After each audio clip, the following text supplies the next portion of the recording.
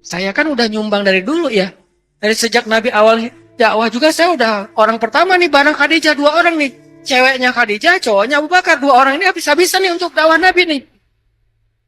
Kalau sekarang sekali-sekali saya nggak nyumbang, ya wajar dong. Dah harta saya juga tinggal dikit. Ini aja untuk saya udah diirit-irit. Gimana mau nyumbang? Bisa banget excuse kayak gitu. Tapi dia bukan orang yang seperti kita yang terlalu realistis. Dia orang yang husnuzonnya luar biasa. Sehingga akhirnya Abu Bakar bilang, ini adalah seluruh harta saya yang tersisa ya Rasul.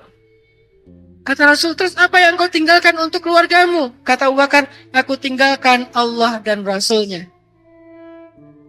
Ustadz, bentar intermezzo. Boleh nggak Ustadz kita kayak gitu? Seorang suami kayak gitu dalam bersedekah? Boleh dengan syarat. Jadi tetap ada bintang, syarat dan ketentuan berlaku. Apa syarat dan ketentuannya? Istrinya ridho. Berarti di sini yang soleh bukan cuma Abu Bakar. Istrinya juga soleha, anaknya juga soleh-soleha. Makanya bisa. Kalau istri tidak ridho, nggak boleh. Paling banyak 1/3 dari harta kita. Kenapa? 2/3 itu ada hak istri dan anak kita. Jadi nggak bisa sembarangan ambil cerita, terapin. Nggak bisa kayak gitu. Harus bijak juga. Cuma di sini kan kita nggak lagi belajar fikihnya kan. Lagi belajar inspirasi. Walaupun fikihnya nggak boleh. Kecuali dengan syarat istri dan keluarganya ridho. Abu Bakar, istri dan keluarganya ridho banget. Nggak ada rasa ngeluh dan keberatan. Pah, soleh boleh, jangan keterlaluan. Ini gara-gara papa nih, nggak bisa bayar listrik nih. Gara-gara papa mama nggak bisa beli skincare. Gara-gara papa kita cuma window shopping, nggak pernah belanja apa-apa. Cuma ngeliat doang. Ngomel, kalau istri nggak ridho, jangan salahkan istri, itu haknya. Perempuan jangan merasa keberatan, ngerasa nggak enak. Aduh, nggak enak banget sih.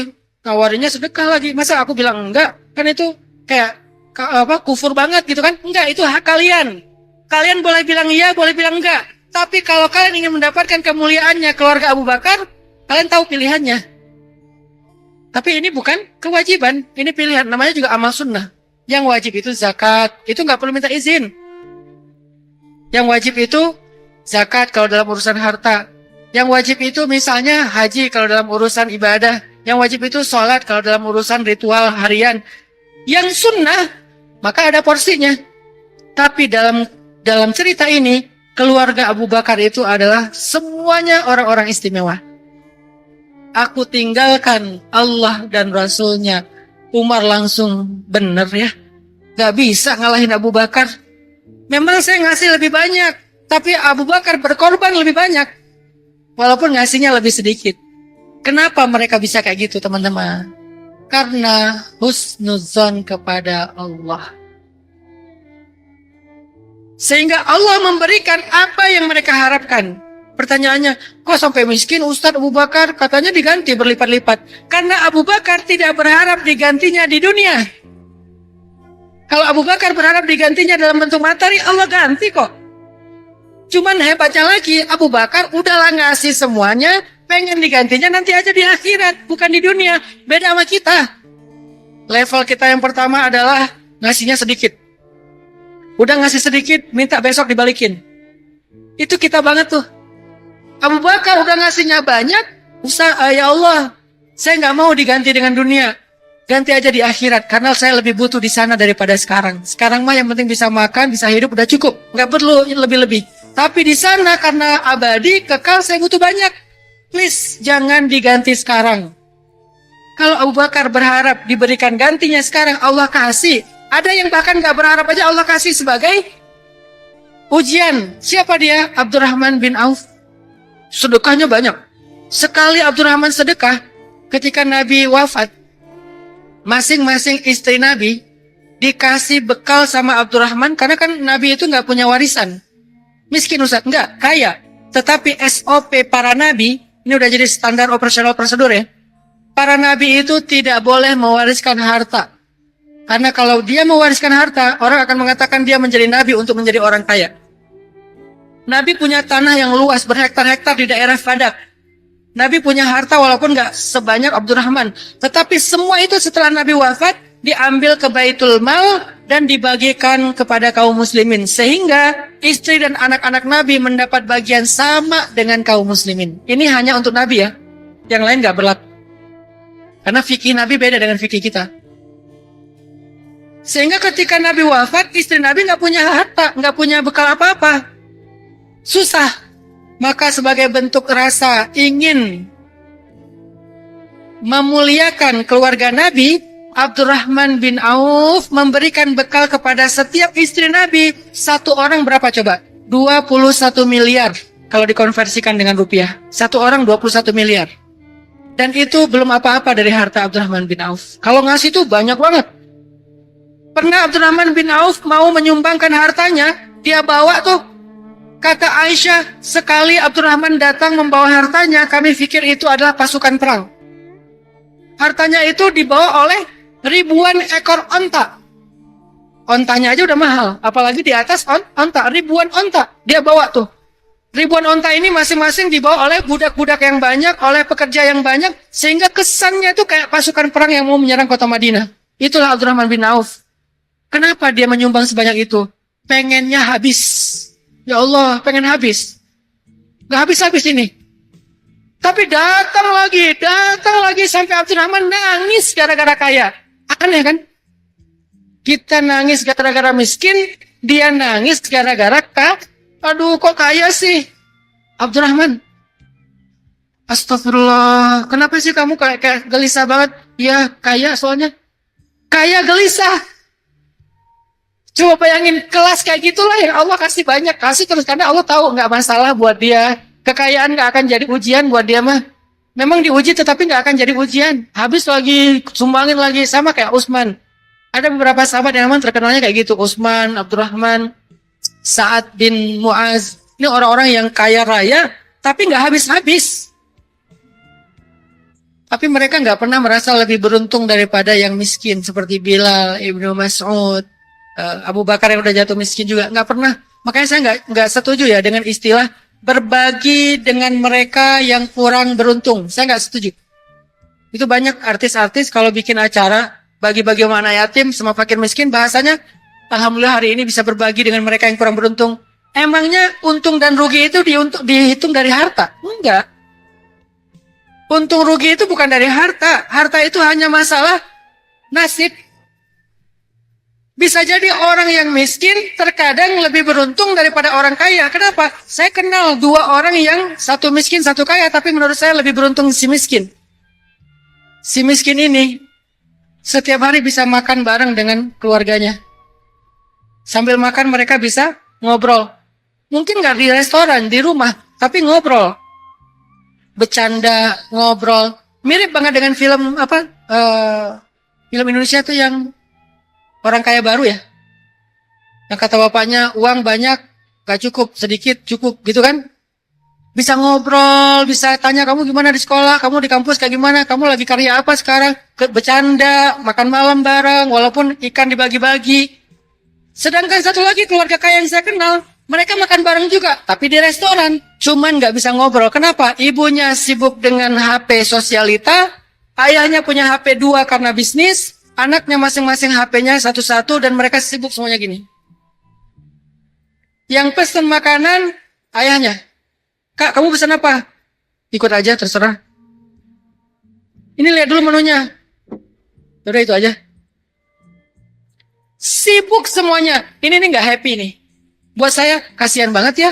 Justru karena mereka punya harta, akhirnya dibeliin lah gadget satu-satu yang mahal. Kemudian kuotanya unlimited, sehingga bisa ngapa-ngapain aja. Tapi itu telah menjauhkan mereka dari kehangatan keluarga. Yang ini karena nggak punya handphone, kecuali bapaknya, handphonenya juga masih hitam putih, jadul. Yang lain nggak ada yang punya handphone. Akhirnya mereka punya kehangatan keluarga. Nggak selalu yang beruntung itu yang punya harta lebih, teman-teman. Saya nggak setuju dengan istilah berbagi dengan mereka yang kurang beruntung. Di situ ada semacam brainwash supaya kita lebih materialis. Enggak. Tapi berbagi dengan mereka yang membutuhkan, ya. Dan emang butuh kan? Kita butuh uang, kita butuh materi, kita butuh modal, yang butuh. Tapi bukan berarti kita yang memberikan lebih beruntung daripada mereka yang menerima. Makanya Abdurrahman bin Auf tidak pernah merasa lebih beruntung daripada Abu Bakar. Sehingga datanglah Abu Bakar ke rumah Abdurrahman bin Auf, misalnya nanya, Abdurrahman, gimana sih cara sedekah biar berlipat harta kayak kamu? Aku sedekah tapi nggak berlipat harta. Sedekah aku habis aja udah, sekarang aku jadi orang miskin. Sementara kamu masuk sedekah, dapat lagi. Sedekah dapat lagi. Rahasianya apa sih? Gak pernah Abu Bakar belajar itu dari Abdurrahman. Yang ada Abdurrahman datang ke Abu Bakar, ya Abu Bakar, gimana jadi orang kayak kamu? Yang Allah muliakan di langit, Allah muliakan di surga. Aku tuh gelisah, kenapa? Aku takut amalan soleh yang aku lakukan sedikit ini sudah Allah bayar di dunia dengan kekayaan yang berlimpah. Nanti aku gak dapat apa-apa di akhirat. Aku ingin jadi seperti kamu, wahai Abu Bakar. Jadi rasa yakin mereka ke Allah itu luar biasa, teman-teman. Sampai mereka itu kalau ngapa-ngapain itu selalu mikirin Allah, mempertimbangkan Allah, melibatkan Allah, memilih Allah, Allah aja terus. Pasti masuk tuh dalam kehidupan mereka. Dan bahkan prioritas. Nggak pernah Allah itu yang kesekian. Nanti aja kalau udah mentok. Formalitas doang, enggak. Benar-benar andalan. Husnuzonnya yang luar biasa. Makanya kita belajar. Angka berat kita tuh berapa sih? Mau nabung di langit? Saya nggak bilang dulu minjemin atau investasi atau berdagang. Nabung deh. Berapa sih angka berat kita? Angka berat saya 1 juta, Ustadz. Itu sepertiga? Iya, Ustadz. Karena jangan lebih dari sepertiga. Kalau lebih dari sepertiga harus dengan syarat dan ketentuan tadi. Oke, sepertiganya berapa? Nggak sepertiga juga sih, Ustadz. Baru sekitar 5% misalnya. Oke, tapi berat. Kalau kita udah ngerasa berat, maka itulah angka kita belajar husnuzon.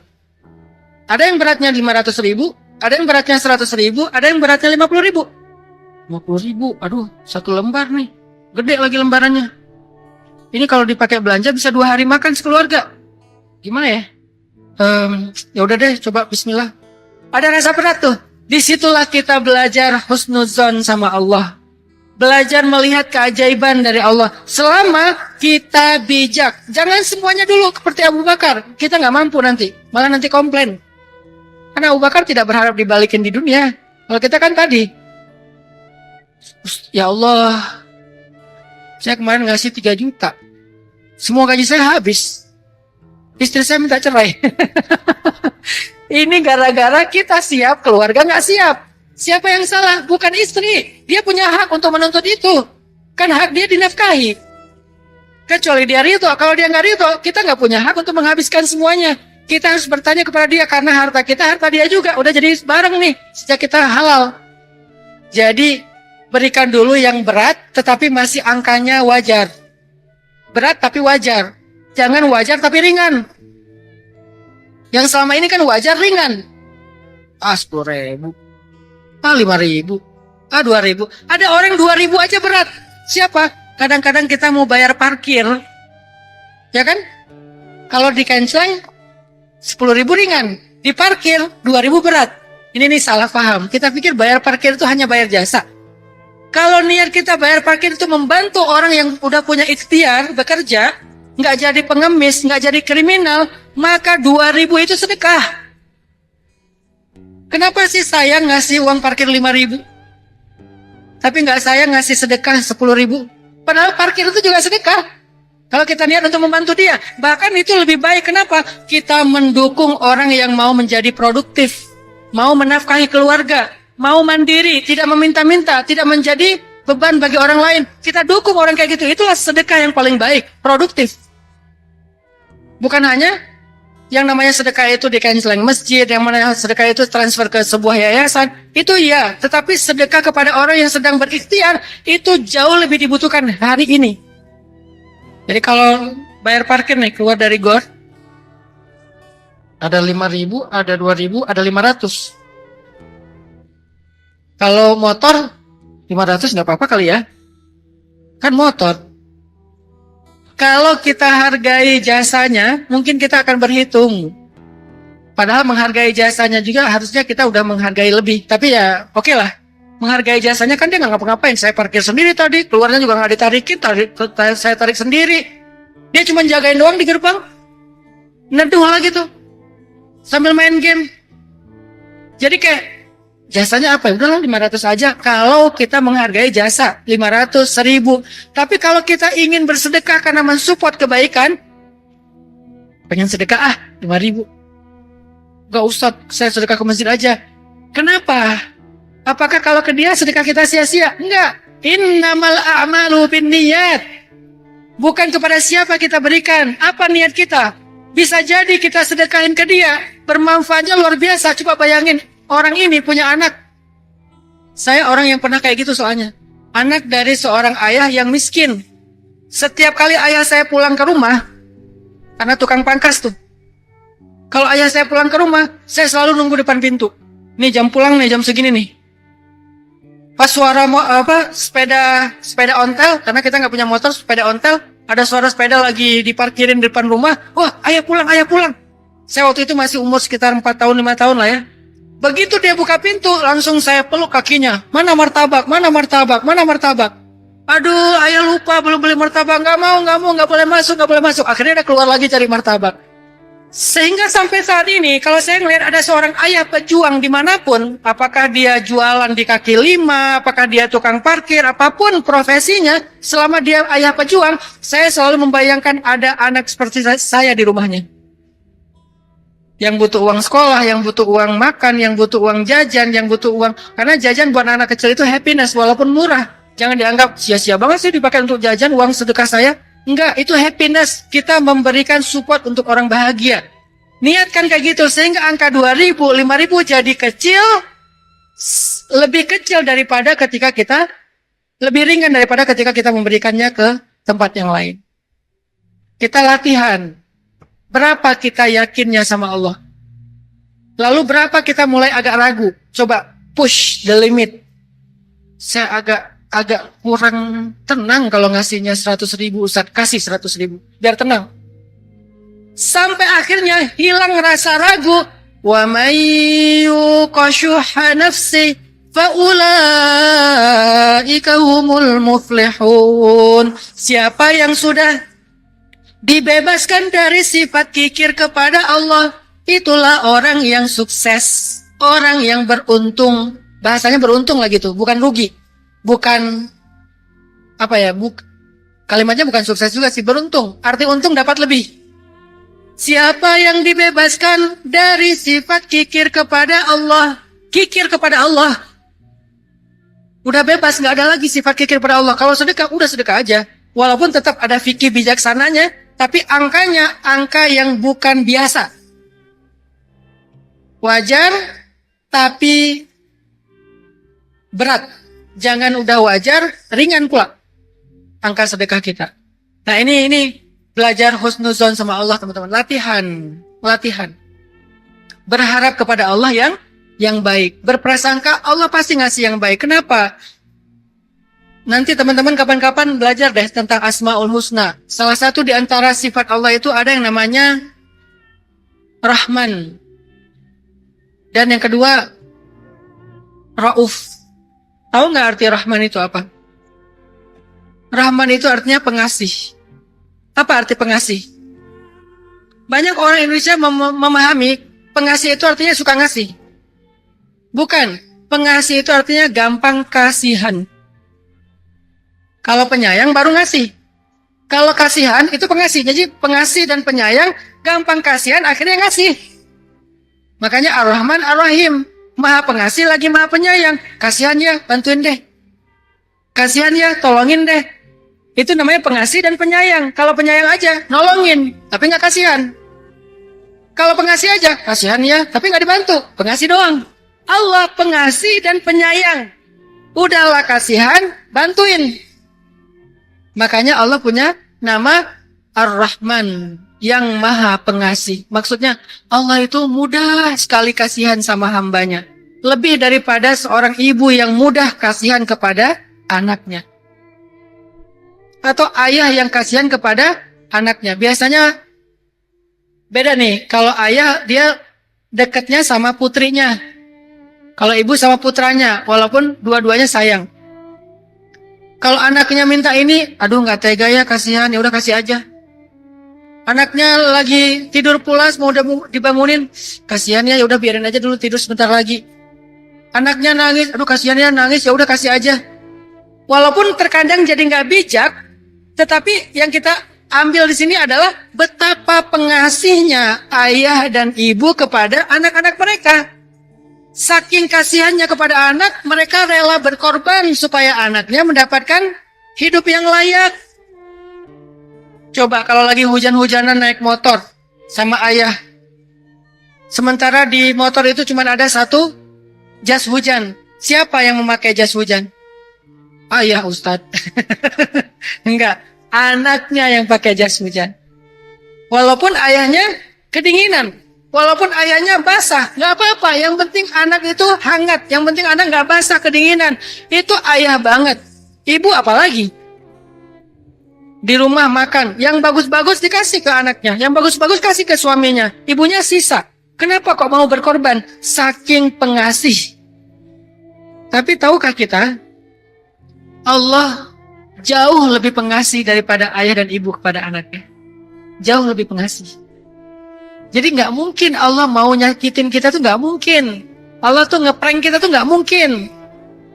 Allah itu kayak ngeledekin kita tuh nggak mungkin. Ngebiarin kita itu nggak mungkin. Nganggurin kita tuh nggak mungkin. Menyia-nyiakan kita tuh nggak mungkin. Membiarkan kita dalam keadaan susah tuh nggak mungkin. Membiarkan sebentar aja nggak mungkin. Kenapa? Sayang banget, kasihan banget Allah sama kita.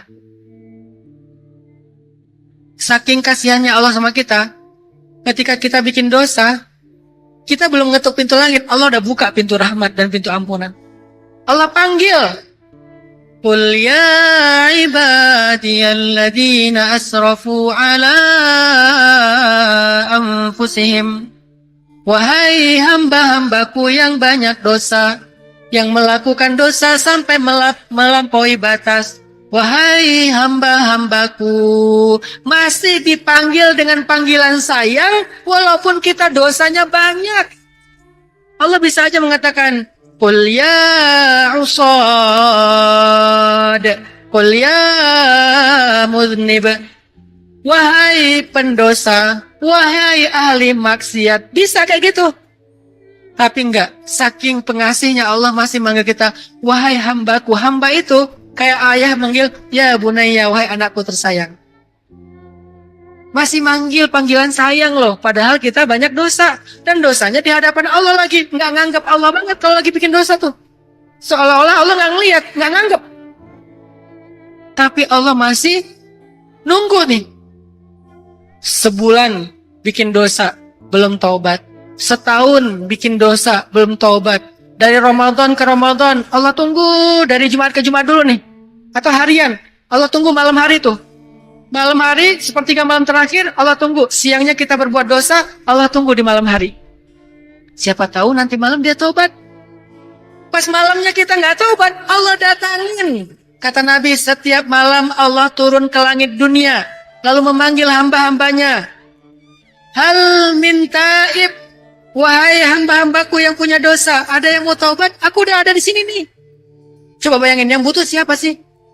Sampai Allah yang harus turun, bukannya kita yang menghadap Allah. Allah yang datangin kita.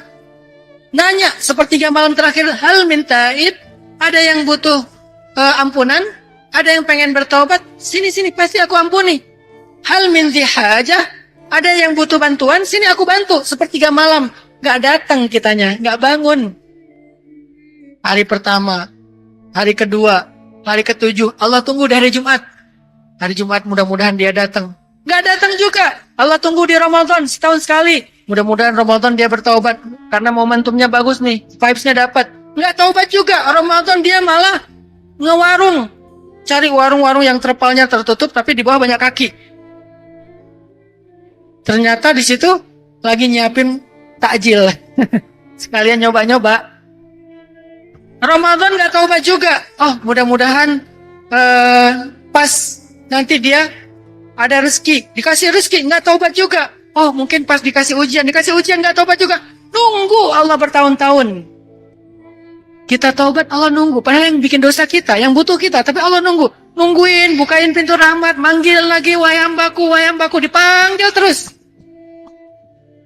Setelah sekian tahun, sekian lama kita berdosa, tiba-tiba kita sadar, kita bilang, ya Allah, saya udah capek. Saya pengen pulang kepadamu ya Allah. Saya pengen bertaubat ya Allah. Baru kita ngomong kayak gitu, Allah mendatangi kita dalam keadaan seperti berlari, dan Allah tuh bahagia banget. Tahu nggak seperti apa bahagianya Allah, kata Nabi? Nabi menceritakan ada seorang laki-laki yang naik onta sendiri melakukan perjalanan di tengah padang pasir. Tiba-tiba terjadi badai, dia jatuh dari ontanya hilang, dia bingung, kehilangan onta, kehilangan jalan, sehingga dia panik, takut mati tuh. Tapi setelah seharian dia nyari onta, nggak ketemu, sampai dia kemudian berputus asa, dia duduk, dia berbaring, dia nggak kuat lagi ngapa-ngapain. Tiba-tiba di hadapannya ada ontanya, kembali dengan bekalnya. Seketika itu dia jingkrak, dia mengatakan, "Ya Allah, terima kasih, Engkaulah hambaku dan aku Tuhanmu." Dia ngomongnya kebalik. "Ya Allah, Engkaulah hambaku dan aku Tuhanmu," kata Nabi. Saking dia senangnya sampai dia bicaranya kebalik. Dia sebut Allah hambanya, dia Tuhannya. Sesungguhnya kata Nabi, Allah lebih senang daripada orang itu melihat hambanya bertaubat. Bayangin, senangnya Allah. Orang ini saking senangnya aja ngomong kebalik-balik. Allah lebih senang daripada orang ini ketika mengetahui ada hambanya yang pengen taubat. Jadi Allah tuh kasihan banget sama kita. Allah tuh nggak mau menyiksa kita. Tetapi Allah sudah membuat sebuah hukum, sunnatullah. Yang berbuat dosa tidak bertobat, maka dia mendapatkan keadilan Allah, yaitu hukuman. Tapi sebelum Allah menghukum, Allah sudah memberikan sebanyak mungkin kesempatan untuk diampuni. Hukuman itu pilihan terakhir yang memang nggak mau mengambil ampunan Allah sekalipun. Tapi kalau dia mau ngambil, dimudahin sama Allah. Cukup istighfar. Nggak ada taubatnya Bani Israel yang harus bunuh diri. Bani Israel, taubat itu bunuh diri loh. Baru diterima. Kita, astagfirullahaladzim, sekali aja cukup. Kenapa harus berkali-kali Ustaz? Bukan untuk diampuni. Kita beristighfar berkali-kali untuk membersihkan hati. Kalau untuk diampuni, sekali aja cukup. Jadi jangan salah paham ya. Katanya Allah baik. Kenapa istighfar harus 1000 kali? Harus 100 kali setiap hari? Emang gak cukup sekali? Cukup kalau untuk sekedar dapetin ampunan Allah. Sekali aja cukup. Tapi hati kita masih kotor. Ampunan dosanya sudah, tapi kotornya masih ada. Membersihkannya dengan banyakin istighfar, penyesalan. Biar hati kita bersih. Ngapain hati bersih Ustaz? Kalau hati kita kotor, susah dapat kebaikan dari Allah. Allah itu maha suci, tidak menerima kecuali yang suci. Tidak memberikan kepada kecuali tempat yang suci. Al-Quran nggak masuk. Hidayah nggak masuk. Rahmat nggak masuk. Jadi banyakin istighfar supaya bersih, bukan supaya diampuni. Kalau diampuni, sekali aja cukup. Asal istighfarnya dari hati. Begitu kita katakan, astagfirullahaladzim. Udah, Allah hapuskan semua dosanya. Sekali aja. Sisanya, astagfirullah. Istighfar yang kedua sampai yang kesekian ribu, coba bayangin kita lagi gini. Astagfirullah. Lagi bersihin hati tuh. Karena bisa jadi hati kita udah jadi kerak. Namanya baju kalau udah kotor banget nodanya atau piring udah berkerak, yang ngebersihinnya berkali-kali. Jadi bukan karena Allah tidak pengampun. Husnuzan sama Allah, belajar berbaik sangka sama Allah. Allah pasti kasihan sama saya, gak tega Allah sama saya. Kalau ibu aja gak tega apalagi Allah. Gak mungkin dong Allah nyia-nyiain saya. Gak mungkin dong Allah mentelantarkan saya. Apa firman Allah di At-Duha? Wadduha wal-laili idha saja ma wadda'aka rabbuka wa ma qala. Allah tidak pernah meninggalkan kamu dan tidak pernah benci kepadamu. Gak pernah. Allah gak pernah benci sama kita. Allah gak pernah ninggalin kita dalam keadaan terlantar. Gak pernah. Apa buktinya? Alam yajidka yatiman fa'awa wa wajadaka dhallan fahada wa wajadaka a'ilan fa'aghna. Bukankah Allah mendapati kamu dalam keadaan yatim, Allah beri kamu keluarga? Bukankah Allah mendapati kamu tersesat di padang pasir, Allah memberikan kamu jalan sampai ke negerimu? Bukankah Allah mendapati kamu dalam keadaan lapar, Allah mencukupkan rezeki untukmu? Allah gak pernah ninggalin kamu. Kita belajar itu dulu teman-teman. Gak usah yang lain-lain dulu. Husnuzon dulu semua.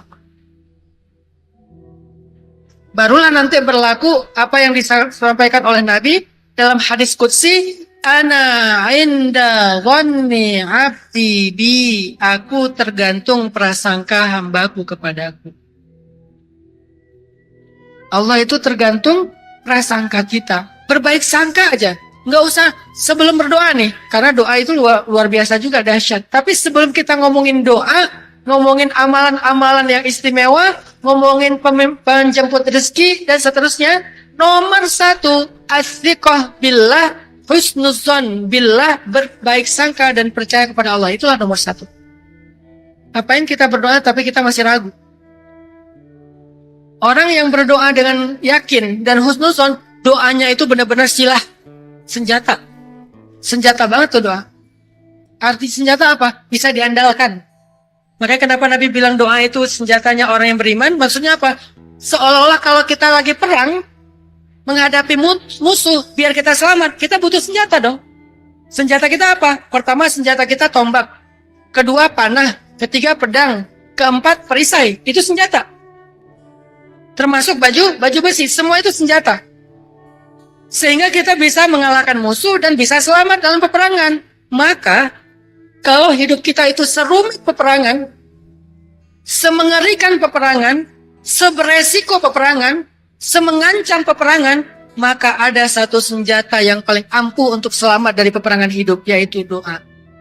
Seolah-olah kayak gitu, maksud dari analogi Nabi. Maka andalkanlah doa supaya kita menang. Andalkanlah doa supaya kita selamat. Andalkanlah doa supaya kita tidak terluka. Andalkanlah doa supaya kita mendapatkan kebaikan-kebaikan. Andalkanlah doa sebagai senjata dalam hidup. Tapi doa yang mau dijadikan senjata itu ada kekuatannya. Karena ada senjata yang baru sekali beradu dengan musuh patah. Pedang yang tidak baik baru sekali beradu patah. Ada senjata yang tidak ampuh di medan perang. Maka senjata doa itu akan jadi tajam, akan jadi kuat, akan jadi tangguh, akan jadi ampuh kalau dibarengi dengan kekuatan. Dan kekuatannya itu adalah kekuatan iman. Makin kuat imannya, makin ampuh senjata doanya. Padahal doanya sama nih. Yang ini doanya gini, ya Allah, jangan dia dong. Kayaknya nggak kebayang deh hidup saya bareng dengan dia serumah. Yang ini nih. Yang ini, ya Allah, please dia aja. Kayaknya dia saya banget lah pokoknya. Ternyata jadian. Padahal doanya bertolak belakang. Kenapa? Padahal sama-sama berdoa. Yang satu ampuh, yang satu nggak ampuh. Yang satu dengan iman, yang satu dengan ragu. Saya pernah kayak gitu. Istri saya bilang, ya Allah, kayaknya bukan itu deh. Takut. 5 ciri, bukan 5 ciri, 5 spek calon suami yang dia nggak mau, 5-5-nya ada di saya. Ya Allah, please jangan itu, ya Allah, please jangan itu. Saya, ya Allah, itu aja, itu banget. Pokoknya udah itu aja, udah nggak ragu lagi, ya Allah, please. Jadi, pas saya datang dia nggak bisa nolak. Kok nggak bisa nolak sih? Kamu pelet pakai apa sih? Pakai doa. Ustadz, senjatanya banyak. Artinya, andalkanlah doa. Saya tuh kayak ngalamin banget lah hidup saya tuh apa sih? Emang saya hebat apa? Nggak ada. Rezeki yang Allah berikan, kemudahan dalam dakwah yang Allah berikan, kemudahan dalam keluarga yang Allah berikan, semua itu nggak ada satupun yang karena saya tuh ngerti sesuatu, nggak ada. Saya hanya orang yang beruntung. Yang keberuntungan itu saya dapatkan dengan mengandalkan Allah. Nggak pernah kebayang. Kalau masa kecil saya di pelosok di Aceh, orang yang fakir, bukan miskin teman-teman, fakir. Tahu dari mana Ustaz fakir? Ketika saya dapat zakat fitrah dari masjid, dikirim ke rumah saya pakai amplop, ditulis nama ayah saya itu Abdurrahman. Abdurrahman dalam kurung fakir. Dan saya tersinggung sekali sebagai anaknya. Ngapain sih nulis fakir? Udah Abdurrahman aja kali. Kalau mau dikasih tanda, bintang 1, bintang 2. Bintang 2 miskin, bintang 1 fakir kan bisa ya. Yang penting kita nggak tersinggung gitu. Ini jelas, nama Abdurrahmannya kecil, fakirnya gede. Abdurrahman dalam kurung fakir. Saya pula yang nerima amplopnya, saya baca. Oke, lihat aja 20 tahun lagi. Saya nggak mau lagi kayak gini nih, menerima amplop sebagai orang fakir. Dan kalau saya memberikan ke orang, saya nggak mau menyinggung perasaan orang itu kayak gini. Oh, dengan kondisi kayak gitu, yang kita kalau naik angkot tuh sama mama. Saya manggilnya mama. Kalau naik angkot sama mama tuh, saya udah SMP kan udah gede ya. Kelas 2 SMP, kelas 1 SMP kan udah gede tuh. Naik angkot nggak boleh duduk. Bang, jangan duduk bang, nanti bayar. Oh iya mak, karena berdiri gini. Angkot SMP berdiri di dalam kan gini. Karena kepala kita udah tinggi. Demi supaya nggak bayar. Mak, tapi kan kosong. Tapi mama nggak punya duit untuk bayar. Berdiri aja bang. Oh iya mak, berdiri aja.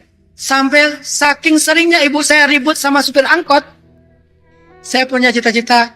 Salah satu life goal saya itu adalah, wishlist saya itu adalah pengen beli kendaraan supaya mama bisa naik mobil sendiri.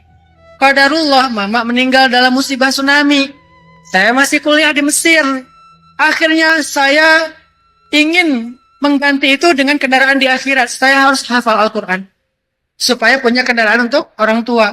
Tapi untuk keluarga, saya pengen anak saya nggak ngerasain lagi seperti yang saya rasain. Naik angkot suruh berdiri padahal udah SMP. Itu artinya nggak pernah saya membayangkan Allah akan mengganti kehidupan saya menjadi jauh lebih mudah, lebih nyaman kalau hanya mengandalkan diri saya sendiri. Nggak mungkin teman-teman, sering salah. Saya sering salah pilih. Salah pilih jurusan, salah pilih usaha. Akan sering salah pokoknya. Secara akademik nggak sukses-sukses amat, biasa-biasa aja walaupun kuliah di Mesir, tapi bukan orang yang cum laude, yang S3. Saya bahkan dapat nilai pas dapat ngelihat ijazah.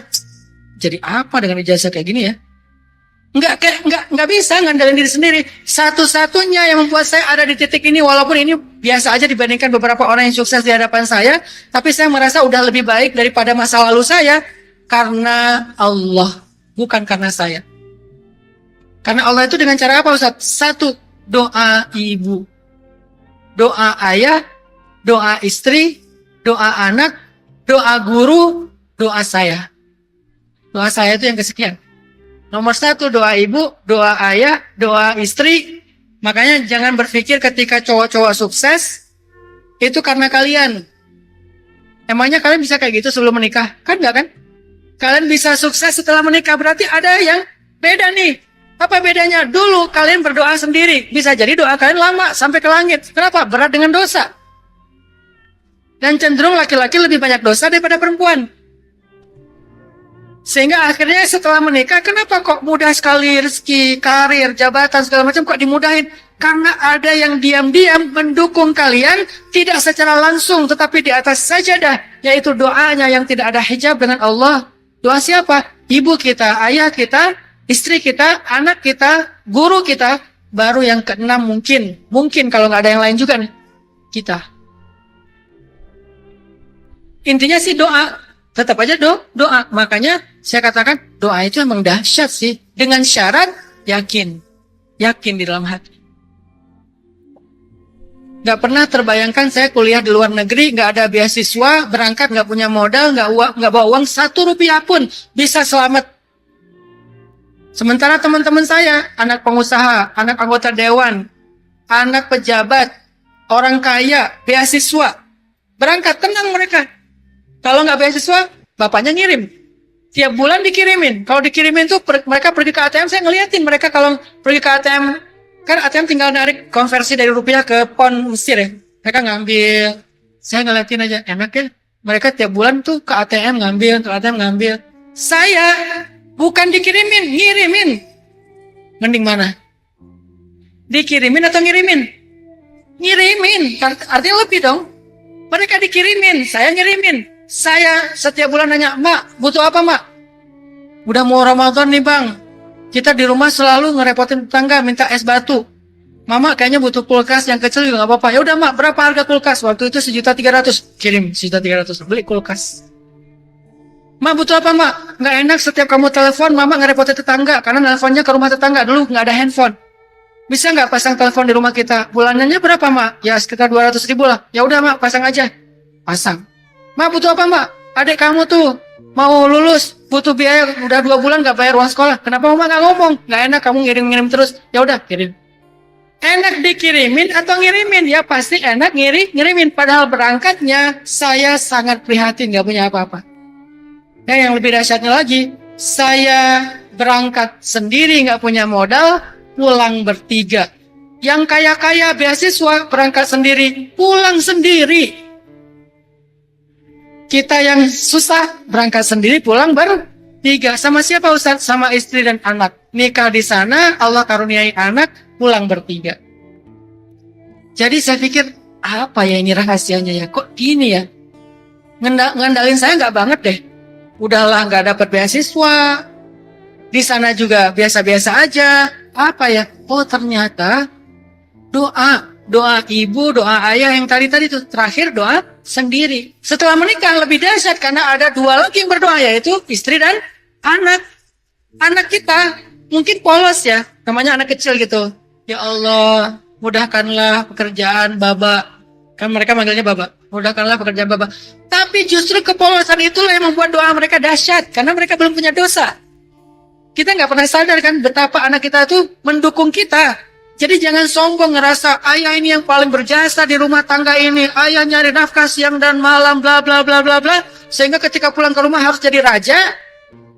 Dan seolah-olah semuanya rendah di mata kita. Padahal kita nggak akan ada di titik ini tanpa doa mereka yang sangat tulus. Terutama doa anak kita. Kenapa kita marahi dia? Kenapa kita sampai menyakiti dia? Kenapa kita sampai menyakiti bahkan menzolimi dia? Seperti kejadian-kejadian akhir-akhir ini bahkan membunuh anaknya sendiri. Kenapa? Karena ini orang udah nggak belajar iman lagi, udah nggak belajar agama lagi, udah nggak belajar bijaksana. Yang muncul hanyalah hawa nafsu dan amarah. Hanya gara-gara nggak bisa membiayai anaknya khitan, dipotong kemaluannya. Hanya gara-gara anaknya minta jajan, dibunuh. Balik lagi, kita belajar husnuzon sama Allah. Maka semuanya bisa mulai berubah, teman-teman. Awal dari perubahan hidup kita, coba perbaiki dulu hubungan kita dengan langit. Terakhir, ada satu quote dari para ulama yang mudah-mudahan ini bisa kita catat jadi kayak guidance kita, life hacks kita, quote dalam hidup kita. Kata para ulama, man aslaha ma bainahu wa bainallah, aslahallah ma bainahu wa bainan nas. Artinya, siapa yang memperbaiki hubungan antara dia dengan Allah, Allah akan memperbaiki hubungan dan urusan antara dia dengan manusia. Jadi awal dari segala kebaikan di dalam hidup kita, perbaiki dulu hubungan kita dengan Allah. Pikiran kita, keyakinan kita, ibadah kita. Siapa yang memperbaiki urusan antara dia dengan Allah, Allah perbaiki urusan antara dia dengan manusia. Siapa yang memperbaiki hubungan dia dengan Allah, Allah perbaiki hubungan dia dengan manusia. Itu quote pertama. Dan quote yang kedua, man aslaha sariratahu, aslahallahu ala niyyatahu. Siapa yang memperbaiki yang tidak tampak, yaitu iman hati, maka Allah akan memperbaiki yang tampak. Sebagian ulama mengatakan ini hadis. Saya menemukan riwayatnya dengan derajat hasan. Tetapi sebagian yang lain mengatakan ini qaulul ulama. Saya lebih cenderung meyakini ini adalah hadis dengan derajat hasan. Siapa yang memperbaiki hubungannya dengan Allah, Allah perbaiki hubungannya dengan manusia. Siapa yang memperbaiki urusan yang tersembunyi, yaitu hatinya, Allah akan perbaiki urusan yang tampak, yaitu hidupnya. Mudah-mudahan kita bisa memperbaiki yang tersembunyi, yaitu pikiran kita, perasaan kita, yakin kita. Insya Allah, Allah akan memperbaiki kehidupan kita, pekerjaan kita, rumah tangga kita, karir kita, dan segala sesuatu dalam urusan hidup kita, insya Allah. Itu saja yang bisa saya sampaikan, sekedar booster dan sharing semangat. Mudah-mudahan ini bisa menambah iman, karena tujuan kita duduk dalam majelis ilmu bukan untuk menghakimi orang lain, bukan untuk jadi orang yang galak setelah berhijrah, bukan untuk dapat kaca pembesar menemukan aib orang, tetapi tujuan kita duduk dalam majelis ilmu untuk nambah iman dan dapat cermin untuk memperbaiki diri sendiri. Billahi taufiq wal hidayah. Barakallahu li walakum. Wassalamualaikum warahmatullahi wabarakatuh. Waalaikumsalam warahmatullahi wabarakatuh. Barakallahu fiik, jazakallahu khair kepada guru kita Ustaz Ataki. Ini sedikit Ustaz sebelum nanti ditutup dengan doa dan juga muhasabah. Ini ada beberapa pertanyaan yang saya mau sampaikan. Ini amanat dari teman-teman di Banjarbaru Ustaz. Sebenarnya tadi Ustaz sudah menjawab pertanyaan. Karena ini sudah saya compile pertanyaannya. Ini seputaran jodoh semua Ustaz ya. Masya Allah. Ikhwan. Ikhwan dan Ahwat, Galuh sama Anang sama aja kalau di sini ya. Gimana supaya tips dapat jodoh? Kan hari ini temanya bagaimana mengetuk pintu langit Ustaz. Ini ada nggak tips untuk mengetuk pintu hatinya si dia gitu ya. Kemudian juga Ustadz, ini jodoh lagi dan ini mungkin pertanyaan yang selanjutnya Ustadz, selain jodoh yang sudah saya compile adalah ini Ustadz, saya ingin bertanya, ini kan sekarang banyak sekali sosial media di Instagram, di TikTok, ini banyak sekali influencer yang mengajak buat beramal soleh gitu Ustadz, mengajarkan kayak misalnya tips untuk berbuat baik atau dan sebagainya. Ini apakah kita boleh mengamalkan apa yang selebtok atau selebgram itu share, sementara mereka tuh bukan ulama, bukan guru, dan nggak ada basic agamanya? Mungkin ada yang mau terakhir disampaikan sama Ustaz Nantaki. Baik Kak Buni, pertanyaan yang kedua dulu, karena ini penting biar nggak salah paham.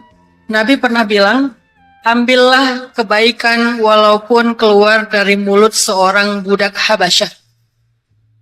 Ambillah kebaikan walaupun dia keluar dari mulut seorang budak Habasyah, kayak Bilal, kayak Warokoh dan seterusnya. Bukan Warokoh, siapa?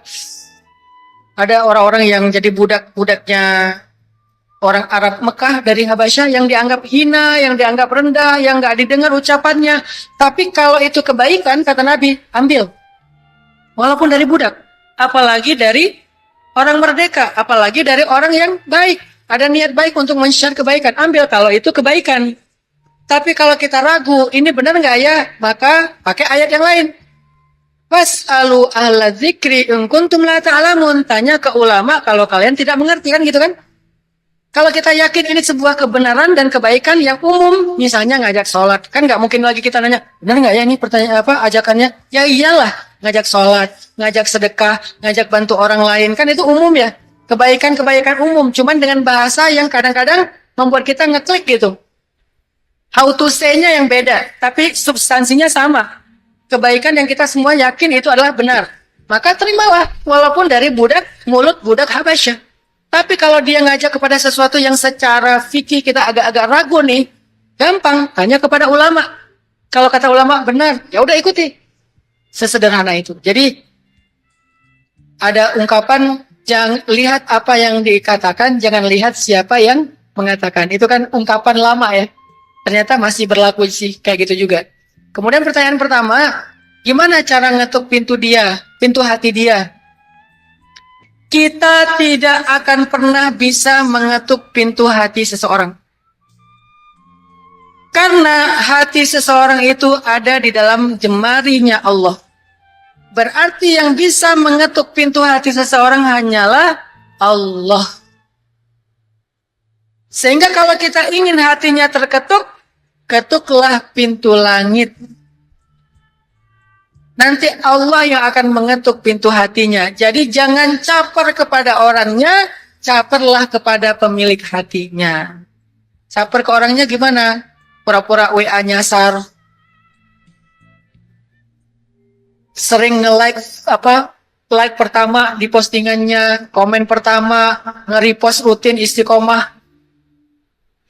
Kalau ngechat, emotikonnya banyak.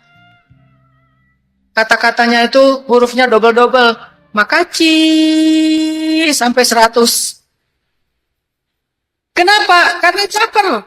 Pengen dia terketuk pintu hatinya dengan capernya kita. Lewat teks, lewat gambar, lewat suara, lewat ekspresi, lewat tingkah laku. Main basket.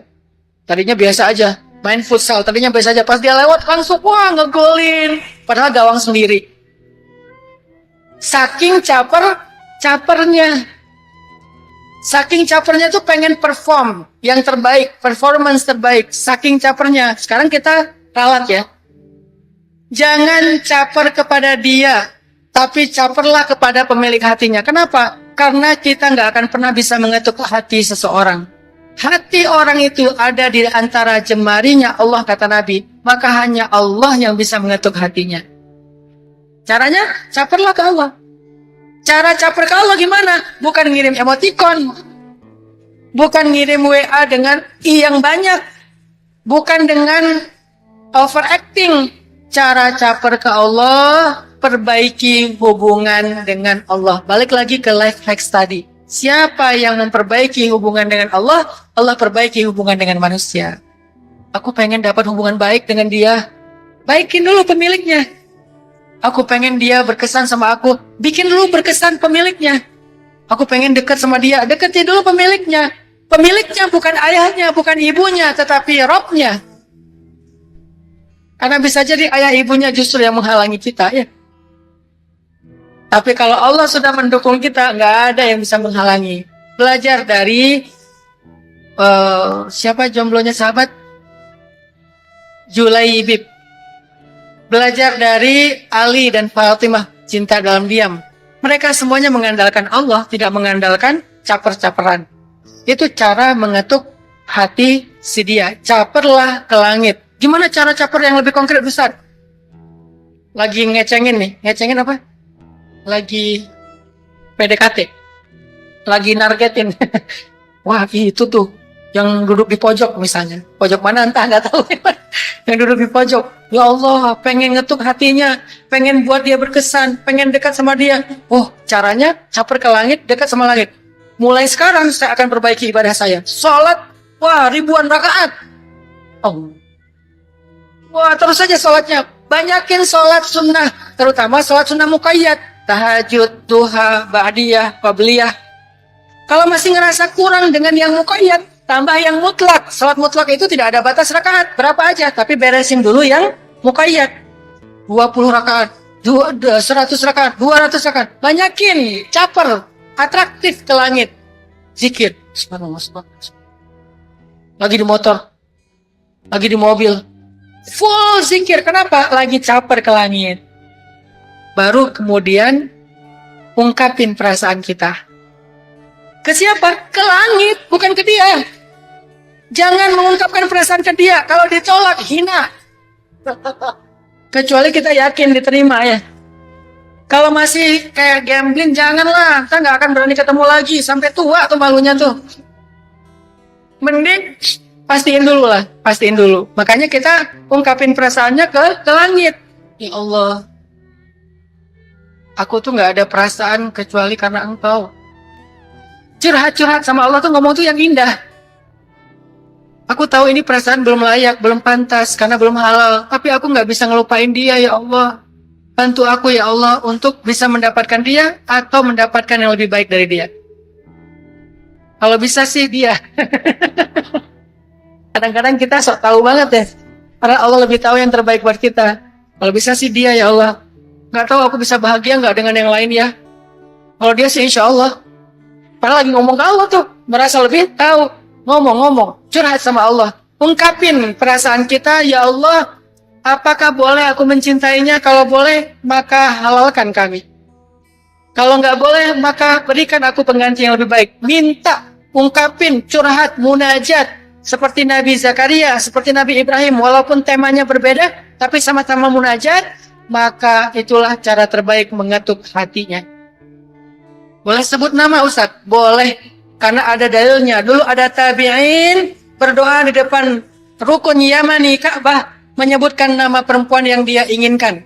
Dia katakan, ya Allah, nikahkan saya dengan Sukainah _ Husain. Underscore itu binti. Sukainah bintu Husain. Ya Allah, nikahkan saya dengan Sukainah _ Husain. Selang setahun kemudian, dia menikah dengan @Sukainah _ Husain. Siapa itu Sukainah? Perempuan cantik dari Irak yang banyak laki-laki ingin menjadi suami bagi perempuan ini. Tapi dia doanya depan Ka'bah. Makanya mumpung masih muda, umroh. Umroh itu bukan ibadah orang tua. Orang tua udah gak banyak maunya. Udah pasrah-pasrah aja, tinggal nunggu. Nunggu cucu, ya. Nunggu mantu. Jangan seuzon atau nunggu mati. Nunggu cucu, nunggu mantu. Yang lagi banyak butuh dan maunya itu kita yang muda-muda. Makanya minta di sana. Selain ada waktu yang baik, ada tempat yang baik. Kalau dikumpulkan sempurna. Di waktu yang baik, di tempat yang baik. Sepertiga malam depan Ka'bah. Sejak kapan sih umroh itu jadi ibadah orang tua? Seolah-olah yang muda, kayaknya saya nanti-nanti aja deh, terakhir-terakhir.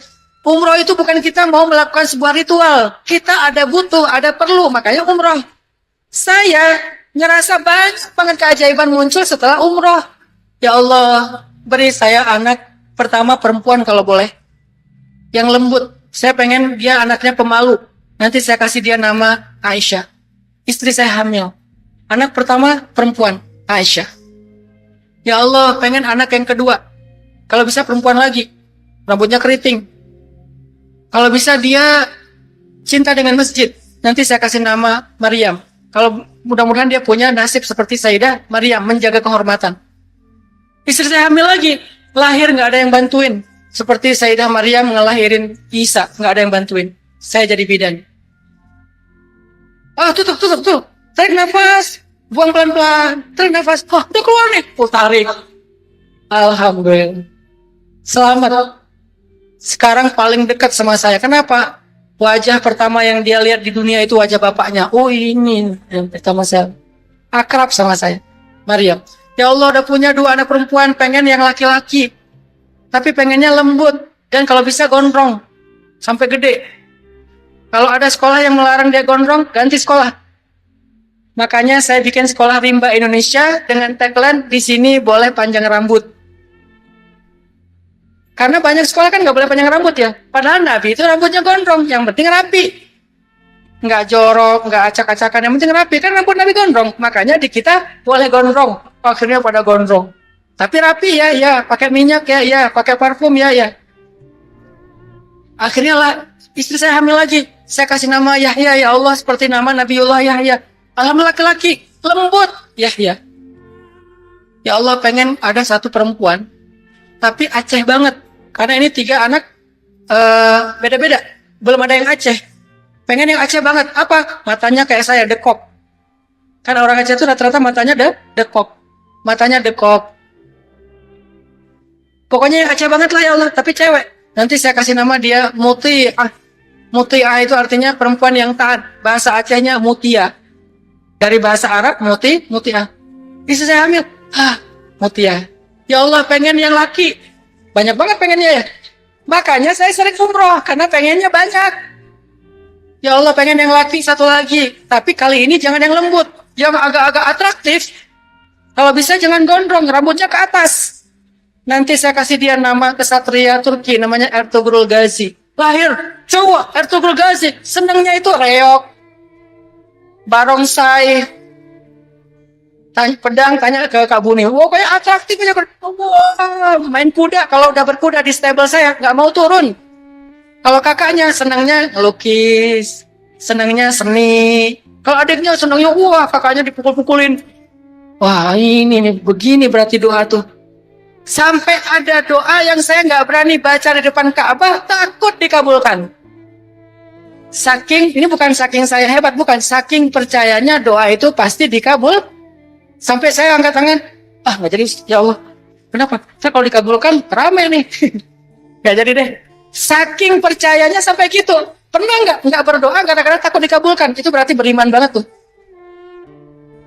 Melihat cewek. Nggak jadi, ya Allah. Kenapa? Istri orang. Nah itu tuh keren tuh.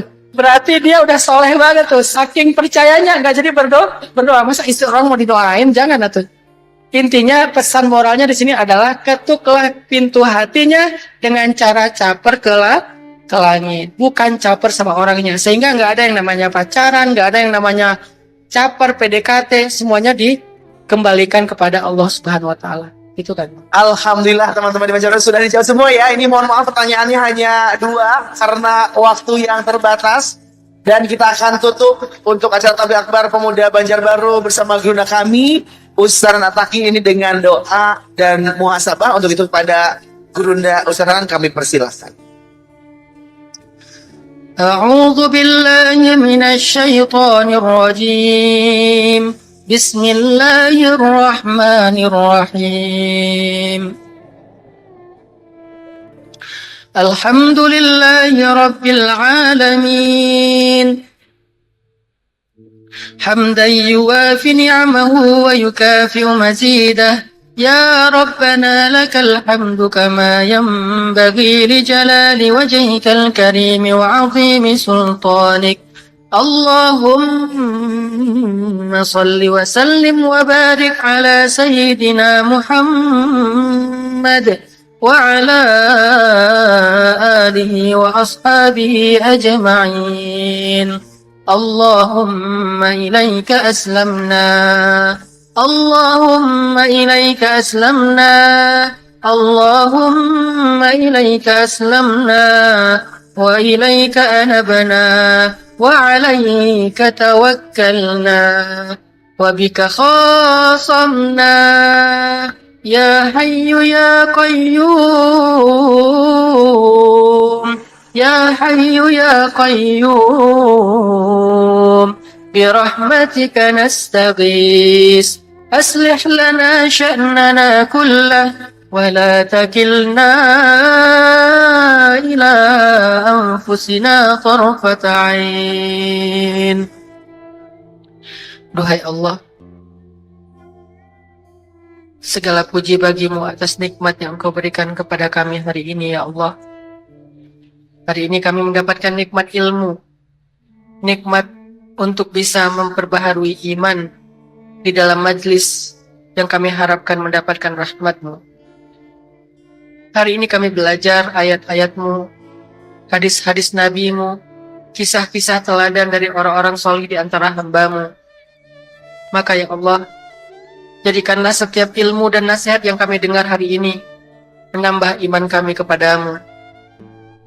Jangan biarkan semua yang kami dengar ini hanya menambah wawasan di dalam pikiran kami, yang kemudian kami jadikan bahan dalam perdebatan di antara kami. Tapi jadikanlah ilmu, nasihat, kisah, ayat, hadis yang kami dengarkan hari ini menambah iman di dalam hati kami. Sehingga dengan iman itulah kami beramal, dengan iman itulah kami hidup, dengan iman itulah kami melangkah, dengan iman itulah kami memilih, dengan iman itulah kami menentukan arah dalam hidup kami, ya Allah. Jangan biarkan kami memilih arah hidup kami dengan nafsu. Jangan biarkan kami memilih pilihan hidup kami hanya berdasarkan logika. Terkadang kami sok tahu, ya Allah. Jangan biarkan kami memilih sesuatu karena nafsu, karena kami egois, ya Allah. Jangan biarkan kami memilih sesuatu karena marah, karena itu justru mencelakakan kami, ya Allah. Jangan biarkan kami memilih pilihan hidup kami karena terpaksa, karena kami tidak akan pernah bahagia, ya Allah. Ajarkan kami, ya Allah, mengambil pilihan hidup dengan iman, dengan percaya kepadamu, dengan mengandalkanmu, melibatkanmu, mengikuti dan memilihmu, ya Allah. Sehingga kami tidak akan pernah menyesal. Kami tidak akan rugi, kami tidak akan tersia-siakan. Dengan iman yang kami pelajari itu, kami belajar melihat. Dengan iman itu kami berbicara. Dengan iman itu kami mendengar. Dengan iman itu kami berpikir. Dengan iman itu kami berbuat. Dengan iman itu kami merasa. Jadikanlah iman sebagai nafas dalam kehidupan kami. Jadikanlah iman sebagai akar dari pertumbuhan kami. Jadikanlah iman sebagai semangat dari segala urusan kami, ya Allah. Ya Allah, ajarkan kami untuk menjadikan-Mu sebagai tujuan hidup kami. Untuk menjadikan Engkau sebagai tujuan dari hidup kami. Jangan biarkan kami tersesat, di mana kami menjadikan hawa nafsu sebagai tujuan dan kami tidak akan pernah puas. Jangan biarkan kami tersesat, menjadikan apa yang kami anggap berharga dari urusan dunia sebagai tujuan kami, karena kami tidak akan pernah merasa cukup. Kami ingin belajar menjadikan Engkau sebagai tujuan kami, akhirat sebagai tempat pulang kami, surga sebagai harapan terbesar kami, ampunan-Mu sebagai kemenangan kami, ya Allah. Ajarkan kami iman, ya Allah, agar kami bisa menjalankan syariat-Mu. Rabbana atina fid dunya hasanah wa fil akhirati hasanah wa qina adzabannar. Alhamdulillah. Orang gak bakalan kecewa kalau bersandar kepada Allah. Itu gak bakalan. Bahkan kita bisa bilang mustahil. Mustahil seseorang itu kecewa gara-gara berpegang, bersandar, menyerahkan dirinya kepada Allah. Itu mustahil. Bukan seperti itu sunnatullah. Karena siapapun yang berserah diri kepada Allah, maka dia telah berpegang kepada tali yang paling kokoh. Wa man yuslim wajhahu ila Allah. Wa man yuslim wajhahu ila Allah wa huwa muhsin faqad istamsaka bil urwatil wuthqa. Wa ilallahi aqibatul umur. Siapa yang menyerahkan dirinya kepada Allah dan dia senantiasa berbuat baik, maka sesungguhnya dia telah berpegang kepada tali yang paling kokoh dan kepada Allah segala urusan dikembalikan. Jadi nggak ada orang yang kecewa kalau dia berpegang kepada Allah. Masalah apapun, masalah rezeki, masalah jodoh, terutama yang kedua. Kalau kita bergantung kepada Allah dalam urusan jodoh, maka insya Allah kita nggak akan kecewa. Mak comblang yang paling baik itu adalah Allah. Kalau mak comblangnya Ustadz, kadang-kadang ngecewain. Ustadz, ini CV saya. Oh ya, kriteria yang kamu cari seperti apa? Saya emang gak susah-susah Ustadz, standar-standar aja. Ya standar yang gimana? Yang tingginya 180, yang kulitnya bening, sampai kalau minum kelihatan airnya ngalir gitu, transparan. Kemudian yang hidungnya seperti pedang, yang matanya seperti bidadari. Tahu mata bidadari? Besar dan sayu, tapi nggak gelok. Nah ini kriterianya. Terus kata Ustadz, kalau yang kayak gitu Ustadz juga mau gitu ya. Akhirnya pas ketemu Ustadznya duluan yang ta'arufan. Ini kalau mak comblangnya manusia. Tapi kalau mak comblangnya Allah jauh lebih meyakinkan dan gak bakalan kecewa. Dengan kriteria apapun, wa huwa ala kulli syai'in qadir. Dan kalau Allah menjanjikan yang baik akan ketemu dengan baik, pasti innahu la yukhliful mi'ad. Allah tidak pernah mengingkari janjinya. Masalah apapun, kita harus mengandalkan Allah. Coba deh, selalu ngandelin Allah. Bahasa gampangnya gini, udah tenang aja, ada Allah. Itu. Dan kalau kita sudah melibatkan Allah, la yudayya'akallahu idzan. Itu pasti, Allah gak bakalan ngecewain kamu. Kalau udah ngandelin Allah, ini gimana nih? Udah, tenang aja, ada Allah. Allah tidak akan mengecewakan. Salah satu kalimat udah tenang aja ada Allah adalah la tahzan innallaha ma'ana.